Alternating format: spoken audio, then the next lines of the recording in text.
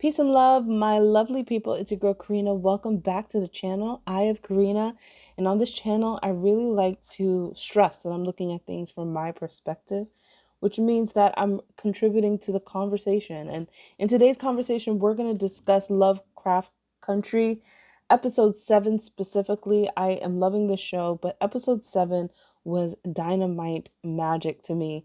And I just want to talk about some of the subliminal esoteric, occult, magic um, messages that were happening in this. And I want to also tie in a very important question, which is what is the Book of Names? Now, I think that there might be several theories about this, but I think that the Book of Names is the Bible, because as you know, the Bible is kind of broken down and categorized into personal accounts by different people, and every chapter, every personal account is a name. Okay, so I think that the Book of Names could be referencing the Bible, could be referencing other things, but we're going to use that and utilize the concepts of the Bible within this breakdown. Okay, and because we're focusing on the Book of Names, we are decoding this etymologically, meaning that we're going to look at the names of the characters to gain our breakdown. And I first want to start with Atticus. Atticus is actually an ancient Roman name, okay? It's tied to Athens, it's Athenian, right? And it's a popular boy's name, all right? But so we might get an idea of what he might be representing as far as his name is concerned, but I also want to break it down because his nickname is Tick, okay? And Tick to me sounds a lot like TikTok, right? In which we're following the clock, okay? And if you are thinking like, yo, this girl's crazy, if you look at my other breakdowns, my whole point of view is that patterns are showing up across all entertainment pieces. And one of the main patterns of the entertainment pieces that I have broken down is the concepts of Alice in Wonderland, is the concepts of the White Rabbit, meaning like I'm late, I'm late, I'm late, you know. He has and this idea of time, okay? So also think about the patterns of 2020, because these things are coming out at a specific time, right? Leading up to something. And I want everyone to decode the reality as things are occurring, because this could help us to be objective to all that is happening around us and maybe even get clarity on the chaos that is happening around us. Okay, so with all that being said, going back to his name, Atticus, and the word tick, he is like the clock, like tick tock. Also think about the fact that TikTok is a big app this year. TikTok. It's a constant pattern that we're seeing, right? Okay. Now, the next thing that I want to tie in is the idea of the four horsemen, because I told you that the book of names for me is symbolic of the Bible. And within the book of Revelations, they speak about the four horsemen. We're going to tie this back into the WAP decoding that I have on my channel and also on my Patreon, in which, and if you'd like to know more about Patreon, check below, in which I talk about the idea and the etymology of horsemen. Okay, now look at the word horse. Within the word horse is hours, right? Within the word horse is whores. Okay, and I think it is my theory, from my point of view, that the depiction of the horsemen is not as what many might think, because I actually feel like the horsemen are women. And I think that the time that we're in is focusing on the rising of feminine energy, which is chaos energy, okay? Because light, masculine energy is order, and feminine energy is chaos energy. And so, with that theory being said, I feel that Lovecraft is kind of speaking about this idea of going around a clock, meaning that we are in a certain time. Tick tock, we are at a very specific time. And you'll see that Tick, the character, is going through all of the women, meaning that with Letty, that is the woman that he is with, right? right now, but we also looked at Jihad, the woman that he was with before, right? So you're seeing that the women are representing positions on the clock or the hours on a clock, and Tick is going through the hours, so he's going through the women. And that's kind of how I'm seeing this right now, okay? Even when it comes to Ruby, it's his a relationship to Letty that he is introduced to Ruby, but it's still there. And also, we move to episode 7 where it is Hippolyta, and Hippolyta is also, we discover her journey by following Atticus. We discover her journey by following the tick tock, by following him. He is symbolic and representative of the white rabbit. Tick tock, I'm late, I'm late, I'm late. And he's going through all of the women. And as we go through all the women, we discover their stories, we discover their issues, we discover their obstacles. And Hippolyta's obstacle is very, very much so tied to the Alice in Wonderland themes. Okay. One of this is because when she is on her multidimensional metaphysical journey, she talks to her husband in a specific time and place, and she says to him that she felt like she is shrinking. I want you guys to consider the concepts of bigger versus small and how this is a very important tie to Alice in Wonderland, in which there's a section in which she eats or drinks and she gets bigger or smaller. Okay. And I know that it might seem like a stretch. I know that it might seem like a stretch, but I want you to not take it as literal and just see the connection of how these patterns are going through, and just follow me here as we go into the idea of getting bigger versus smaller, because I bet you will see in other pieces of entertainment, especially at this point right now that we are living in, where the idea of bigger versus smaller is being shared with us and shown to us. Okay. So Hippolyta is talking about shrinking. This is during the moment and depiction of where she actually is pulled into a portal. Now, let's rewind back. Tick is the one who is following her and trying to discover where it is that she is going. She has discovered these incredible positions, right, that have led her to a manufactured, created portal. Okay, this is something that turns and it moves like a clock as well. And when she turns it on, well, first she has to figure it out, and then she turns it on and it's moving like a clock. And it also opens up the opens you up into the abyss. It seems like it's space and time, but it's actually not either. It is actually just the abyss. And when she is sucked into the abyss, she can move in a way that she never could before. She can travel back and forth in time.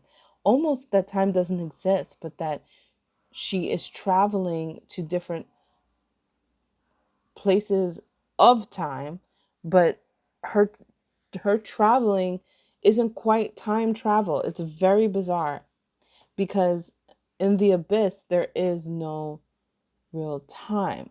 It's something else. It's almost like it's nothing, and from nothing she can go to different times, okay, or different moments, and create herself to be who it is that she wants to be. So symbology is speaking about this idea of being sucked into nothing, right? And that idea to me is about death. And when you think about Revelations, the book of Revelations, and the Four Horsemen, a lot of the reasons why the story is very scary is because it feels like it's an end, right? So my question is the book of Revelations and the Four Horsemen, is this about chaos energy, and is this about the end or the death of time as we understand it to be or know it to be, and opening us up into a world where if time doesn't exist, then what are we capable of, and who are we if that is to be the case? Okay, so this is we're journeying into a very bizarre place, but it's very difficult to oh, digest it because we live in a world of order, and we live in a world of rules, and we live in a world of space and time. So to completely destroy that would be very difficult for anyone to translate or grasp. But I think that this is what it is that we are saying. Okay, if we look at the name Hippolyta, actually her name means queen of the Amazon women, and she has a depiction of where she goes into this new like level of herself in which she is a warrior woman and she is leading other women. Okay, but if you look at Hippolyta deeper and look at the deeper meaning of her name, it actually means horse. And when I discovered that the stem and the root of this name means horse, this is when I said, okay, I'm not reaching. There's something here about the four horsemen or the hours or the whores, because I'm telling you that if you see whores, right? There's some whores in this house. If you see whores, it's speaking about the same thing. It's speaking about hours and it's speaking about horses because the word, the etymology is the same. Okay? So you have to remember that in etymology and in words and sound that it's all about sound. Sound and vibration is what creates things. So etymology takes us back all the way back to understanding that everything is connected. And so the symbology is connecting everything. So the symbology connects the horses, the whores, and the hours. Okay. So Hippolyta being um, the root stem of her word, of her name, meaning horse, just confirmed to me that this is about a woman who studies astrology, who studies the time, the hours, right? And is she now symbolic of one of the four horsemen? Because her entire journey is about going through um is about going through life feeling small and then becoming bigger, almost so big that she is nothing. Like she's so big that she is able to be nothing and everything that she wants to be, just clearly by stating the I am. Okay. And I think that that is a very powerful thing and also very difficult to grasp at the same time, even for myself. But this is just me walking through it. But I want to also make some more connections to the book of Revelations. So let me go into that next. Okay, so referring to book of Revelations, we're going to go to the book of names, right? And we're going to look at the journey of John, who in the book of Revelations, chapter 4, verse 3, right? And I'm just going to pull it up here. It says that around the throne there were, oh, sorry. Okay. And he who sat there, okay, so we'll start from chapter 4, verse 2. Immediately I was in the spirit, and behold, a throne set in heaven, and one sat on the throne. And he who sat there was a jasper and a sardius stone in appearance. Okay, so this is the depiction of John, right? One experience in which he's in heaven and he sees someone on the throne, right? And the throne looks like jasper and a sardius stone. But jasper and a sardius stone is a red stone, okay? And in other versions, they would say that it's a ruby stone. So let's go back to Lovecraft, in which the sister Ruby, right, is named Ruby. Very, very interesting, okay? And I think that she may be representative. Okay, let's go on. And there was a rainbow around the throne in appearance like an emerald. So now we're looking at like a green color, right? And around the throne there were 24 thrones. And on the thrones I saw 24 elders sitting, clothed in white robes, and they had crowns of gold on their heads. And from the throne proceedings lightnings, thunders, and voices. Okay, so I want to talk about what I was saying how the patterns are showing up, and the patterns of 24 and 42 are showing up heavy in this verse, right? First of all, it's Revelation 4:2, right? And within the from 4 to 4, right? They speak about 24. They speak the number 24, and they say it 2 times. They say the number 24 2 times, okay? So it's 2, it starts from verse 2, and they say the number 24 2 times, which makes me think of 2020. So I feel that this is we're going into numerology, symbolic coding, right? And understanding that that pattern makes me think of 2020, and it makes me think that 2020 is depicting this energy of the Revelations verse at this time. And so this is why we are seeing 4:2 and 24 show up in patterns in everyday life right now. Okay. And I think that Ruby is maybe the character Ruby, even though she is trying to discover who she is, right? She may be this symbology of that person that in the Bible where John comes and sees somebody on the throne.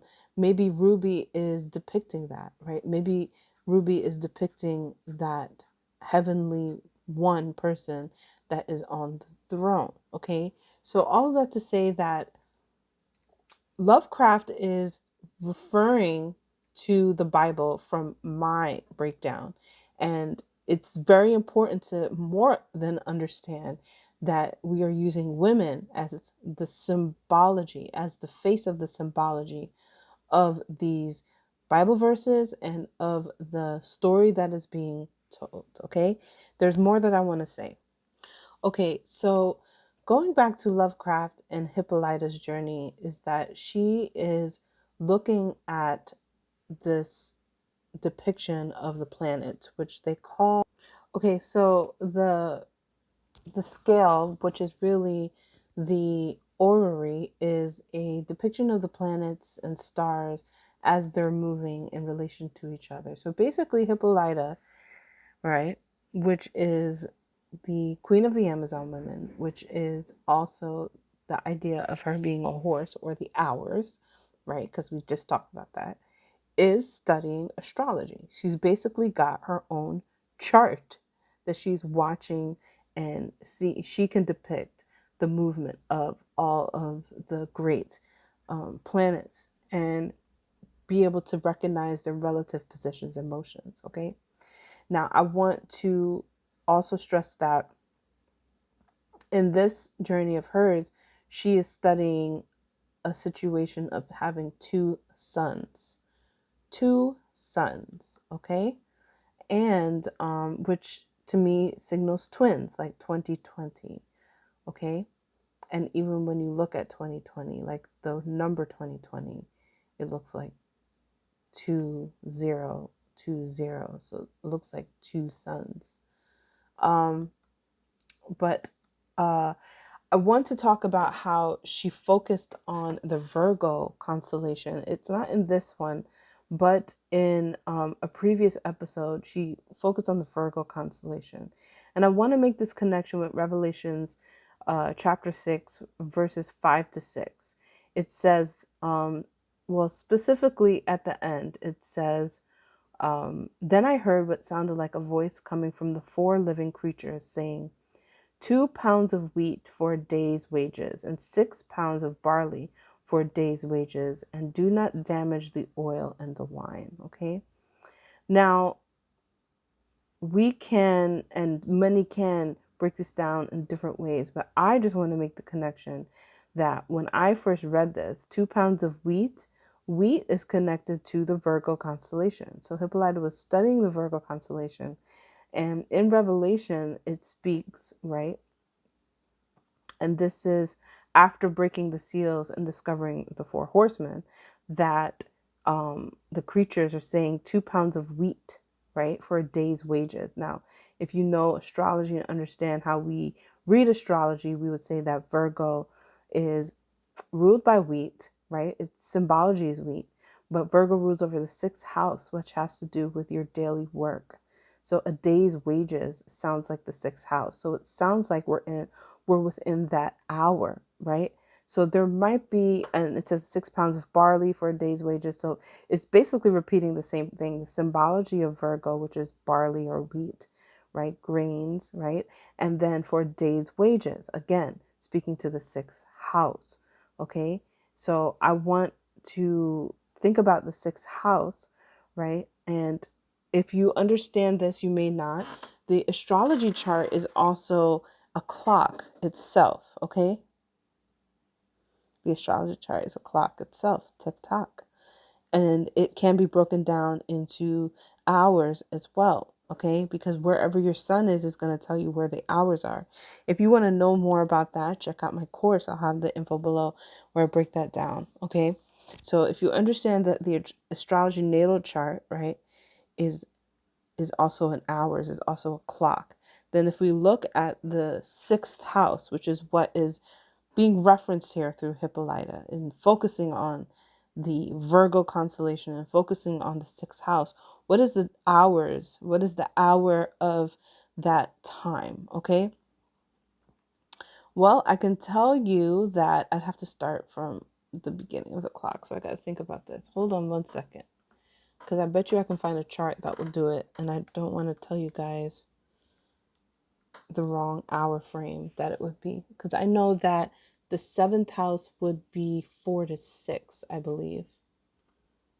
Okay, so the first thing to know is that that sixth house is the eve, right? Which means that when you're looking at the seventh to the sixth house, we're looking at Virgo into Libra, right? So it's the autumnal season, and it is considered the sunset of the day, right? When you look at Virgo into Libra. So that's also something to consider.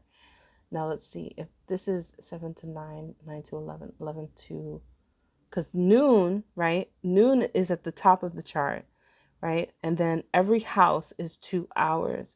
So the ninth house is 12 to 2. The eighth house is 2 to 4. The seventh house is 4 to 6. So that means the sixth house, that's right, seventh house is 4 to 6. So the sixth house is 6 to 8. So there's something about the number 68. I want you guys to pay attention to that number combination, because that is related to the astrological breakdown of Virgo in the sixth house. But I also want to consider the 6 to 8 hour. And I just want to put it out there that we have discussed this now, and we will look and see if there's anything of importance that occurs in some other realm in reality of 6 p.m. to 8 p.m. Okay? So basically, we have gone all over the place, but I really wanted to share with you guys that, show you guys the symbology to how to break down Lovecraft from the biblical sense, right? And I just showed you also that I can connect the Bible to astrology. So there's a discussion on one of my videos where they say that you can't connect the Bible to astrology, but you definitely can. And I just showed you that you can. And then the whole journey of Hippolyta, when she goes into the portal, the abyss, basically, it's like this net. It looks like the way that they show it, it looks like it could be that she's either in a net or something. Like how she travels in the portal, it's like she disintegrates and then she is like in this either net or something, a very interesting piece of material. You know what I'm saying? If you don't know what I'm saying, check it out so you can see it. Even if you just watch that episode. And the Hippolyta part is at the end it's like the second half of the episode, which is symbolically perfect when you think about the day. Because like I said, Virgo into Libra is the second half of the day that begins the evening. And the Hippolyta journey of the episode happens in the second half of the episode. There's something there, maybe. But she travels through the abyss and through like this net like interesting material. And it's like she dissolves and then becomes something else, right? And it's also kind of like grain, it kind of like dissolves and then it can be used for bread. Okay, so I feel like it also could be speaking to a very specific part in the Virgo constellation. All right, there's a lot of focus that goes on with Sirius, which is in the Cancer constellation from the tropical point of view, and the Pleiadian sisters, which is in the Taurus constellation. But I really wonder what is the alien like energy that is depicted. The first thing I thought of was Andromeda, but I would have to look up to see if Andromeda is actually connected to the stars, and if it is it connected to the Virgo constellation? So it actually looks like Andromeda falls near Aries, or like between Aries and Pisces in the constellation. So it's not Virgo energy. But that was what I was thinking of. But I don't know, what do you guys think that alien like creature from with the big afro hair, which I was just enamored by, like literally I was drooling watching her. What do you think that represents? I was thinking Andromeda, but maybe it's something else. So yeah, this was a rant on this amazing episode, and I hope that you guys got something out of this. And I'll see you guys in the next video, more astrology videos to come.